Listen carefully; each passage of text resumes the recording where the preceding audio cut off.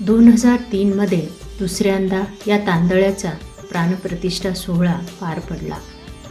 दर मंगळवारी होणाऱ्या अभिषेक पूजेनंतर दिसणारे देवीचे रूप अतिशय सुंदर, तेजस्वी आणि मनोहारी असते.